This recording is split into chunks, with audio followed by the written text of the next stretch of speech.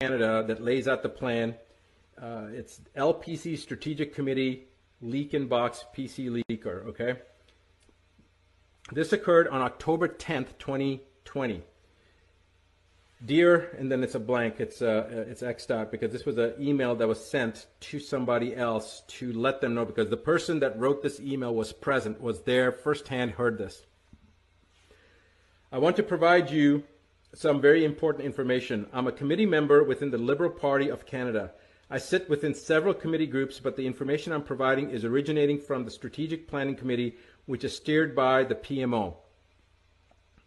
I think the PMO is that the Prime Minister of Canada? I think PMO must be, I don't know what PMO is. Maybe somebody can tell me what PMO is. Can you look up what PMO is in the Canadian Liberal Party? Okay. I need to start off by saying that I'm not happy doing this, but I have to. As a Canadian, and more importantly, as a parent who wants a better future not only for my children, but for other children as well. The other reason I am doing this is because roughly 30% of the committee members are not pleased with the direction this will take Canada, but our opinions have been ignored and they plan on moving forward toward their goals. They have also made it very clear that nothing will stop the planned outcomes. So 30% of the Liberal Party in Canada that was sitting on this committee did not want to go along with this, and yet the powers that be are saying that they don't have a choice. Wrong answer. We always have a choice, all right? In the United States, we are still, the Second Amendment is intact, and in Canada, I know there's enough people out there that still have their weapons, no matter what they've tried to orchestrate and take your weapons away.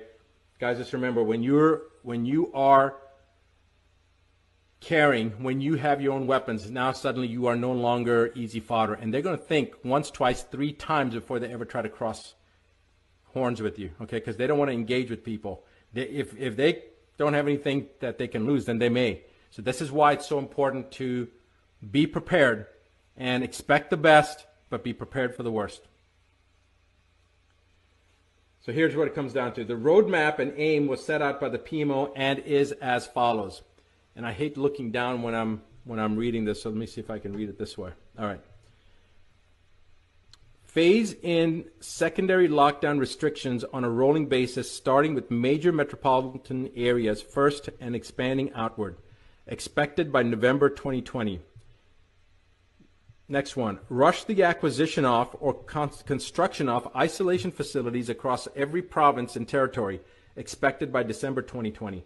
These are concentration camps they're talking about. Daily new cases of COVID-19 will surge beyond capacity of testing. Interesting that they already know that they're going to surge, right? Why? Because they know that if there is such a virus out there, assuming that there's a real virus out there, the testing is already it's already predetermined. They're testing, they're attenuating, they're basically amplifying the RT-PCR test to the point that every human being will test positive. That's what their goal is. All right, so the new daily new cases of COVID will surge beyond capacity of testing, including increases in COVID-related deaths following the same growth curves, expected by end of November 2020.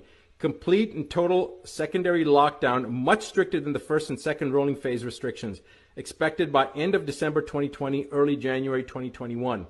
Reform and expansion of the unemployment program to be transitioned into the Universal Basic Income Program, expected by Q1 2021.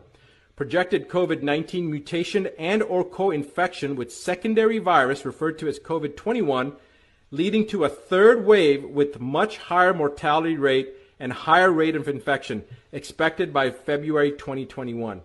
Daily new cases of COVID-21 hospitalizations and COVID-19 and COVID-21 related deaths will exceed medical facility capacities expected by Q1, Q2 of 2021. Enhanced lockdown restrictions referred to as third lockdown will be implemented. Full travel restrictions will be imposed, including inter-province and intercity, expected by Q2 2021. Guys, understand that. That means that if you're in British Columbia, you can't go to Quebec. All right? This is what they're talking about. And if you're in one city and you're trying to go into another city in the same province, they're not going to allow you to do that. This is in Canada. Of course, they're going to try to roll this out, and I'll get to that point here in a second. All right. Transitioning of individuals into the Universal Basic Income Program, expected mid-quarter 2, 2021. Projected supply chain breakdowns in inventory storage, large economic instability, all expected late second quarter 2021. Deployment of military personnel into major metropolitan areas as well as all major roadways to establish travel checkpoints, restrict travel and movement, provide logistical support to the area, expected by third quarter 2021. Along with that provided roadmap, the Strategic Planning Committee was asked to design an effective way of transitioning Canadians to meet an unprecedented economic endeavor, one that would change the face of Canada and forever alter the lives of Canadians. All right, guys, this is where it gets really disturbing, as if it's not already disturbing. What we are told was that in order to offset what was essentially an economic collapse on an international scale, that the federal government was going to offer Canadians a total debt relief. So people are getting excited about that. That sounds good, but wait. This is how it works. The federal government will offer to eliminate all personal debts, all mortgages, all loans, all credit cards, etc., which all funding will be provided to Canada by the IMF under what will become known as the World Debt Reset Program. In exchange for acceptance of this total debt forgiveness, the individual would forfeit ownership of any and all property and assets forever. In exchange for acceptance of this total debt forgiveness, the individual would forfeit ownership of any and all property and assets forever.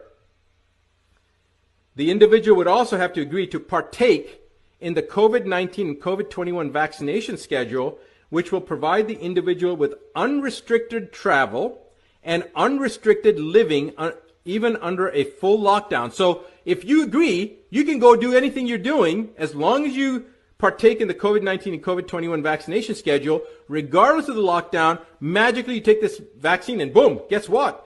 You don't have to social distance, you don't have to wear a mask anymore because you have already gotten your vaccines. All right?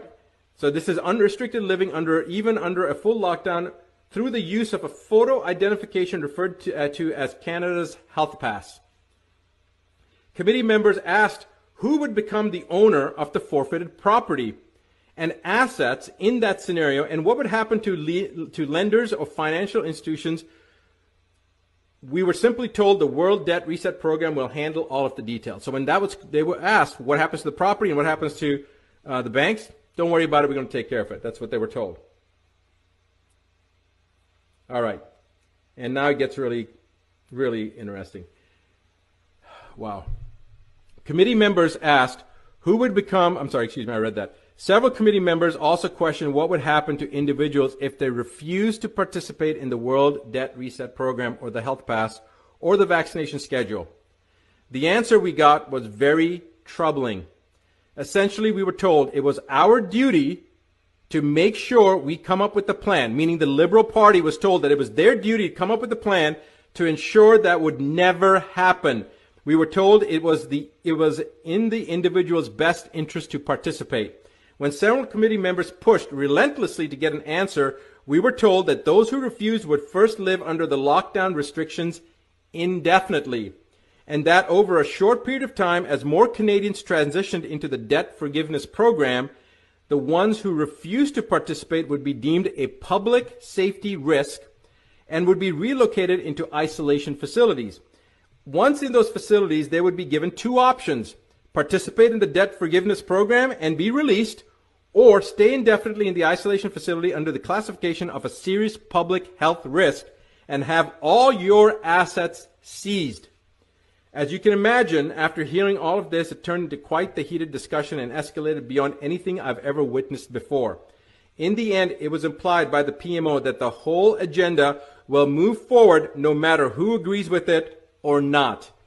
That it won't just be Canada, but in fact, all nations will have similar roadmaps and agendas.